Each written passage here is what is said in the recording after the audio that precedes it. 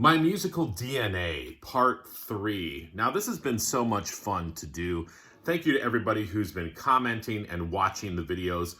I'll link parts 1 and 2 below. Basically, what I'm doing is showing 23 artists and their albums, artists that have influenced me in my musical tastes, and also as a performer and singer, and also just as a person in general. So this is part 3 of 6. I'm going in alphabetical order. So the first band or artist or duo that I'm going to talk about is the Indigo Girls. I've mentioned the Indigo Girls quite a bit on my channel. You don't really see them talked about in the VC, and that's a shame because if you like folk music, Americana music, even some rock, the Indigo Girls are where it's at. The very famous folk duo. Their voices mesh perfectly. The songwriting, the singing, the guitar playing is phenomenal. This album was a big hit for them because of the song Closer to Fine. But you've got Michael Stipe on here who sings on the song Kid Fears. It's just a killer record. I wanted to show that. And I also wanted to show their album Strange Fire. These are both from the early 80s. The title track is awesome. And I also love the version of Land of Canaan on here as well. So again, folk music, great duo, perfect harmonies. The songwriting's there, the guitar playing's there. Don't underestimate the Indigo Girls. Next, wow, I am so excited to show this band, and I'm talking about Iron Maiden. This band has been part of the fabric of who I am since I was a kid. This was the first Iron Maiden album that I ever got into, and it is my favorite somewhere in time. Their artwork, the look, the music, Bruce's voice, the aesthetic of the band. I saw them live on the Ed Hunter tour. I'd like to see them again live. But their music, I remember as a kid, my friend and I would make our own music videos.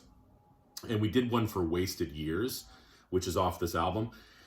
I gotta find it. It's on a VHS somewhere. But we're running around these sandy hills, this sort of like desert theme. And we're lip syncing to this song. It's so killer. I gotta find it and put it up on here. But Iron Maiden, somewhere in time, I gotta show that. And then I gotta show this record as well. I mean, top to bottom, this is up there for me too as well. Moonchild, Can I Play with Madness, The Evil, that every song on here, Seventh Son of a Seventh Son, the title track. Listen to that song.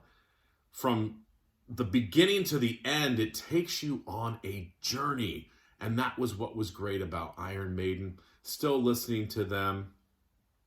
Even though I'm not a huge fan of Senjutsu, I still appreciate that they're coming out with new music. Now, this next one, you guys know I love show tunes. I have to show Jesus Christ Superstar. This is Andrew Lloyd Webber's, one of his best. Ian Gillan from Deep Purple sings on here. In high school, this is all we would listen to. I was part of the theater and music program. I was in a bunch of the shows in high school. I was involved in the choirs and singing groups. We would listen to this album all the time. And what I loved about this is that you get that Broadway aspect, but you also get the rock aspect. Andrew Lloyd Webber tapped into that magic of rock mixed with Broadway show tunes, and bringing in Ian Gillan on vocals. Phenomenal album. I don't have another version of it, but I do have it on CD as well. I think there's a movie version of it. The movie is messed up. It's just all over the place. I think they're riding around on tanks, and Jesus is, like I said, riding around on a tank. I don't know. It's crazy. I've seen the movie once. It's out there. I would like to get the soundtrack for that.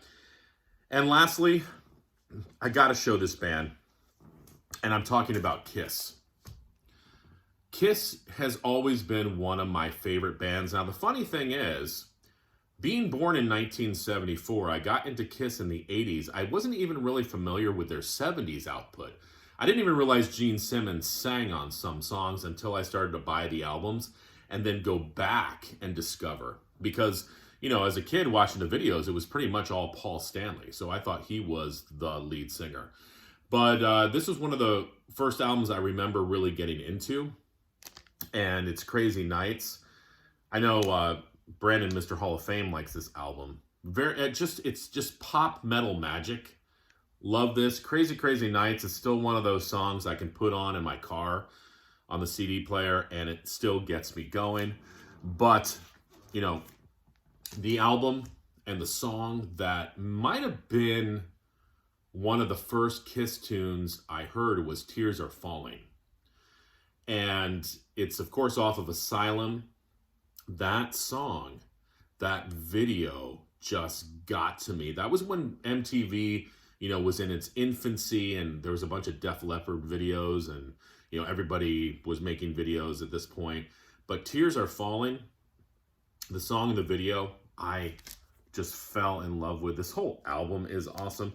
It's funny, I was playing Tears Are Falling for my kids, and my daughter's like, "This is Kiss?" I'm like, "Yeah, this is Kiss." She's like, "I love this song." The power of Kiss, the power of great songwriting, the power of Paul Stanley's singing, melodies, still relevant in 2023. So there you go. Part 3 of my musical DNA. I've got 3 more parts. Check out the other ones below. Enjoy your weekend, everyone.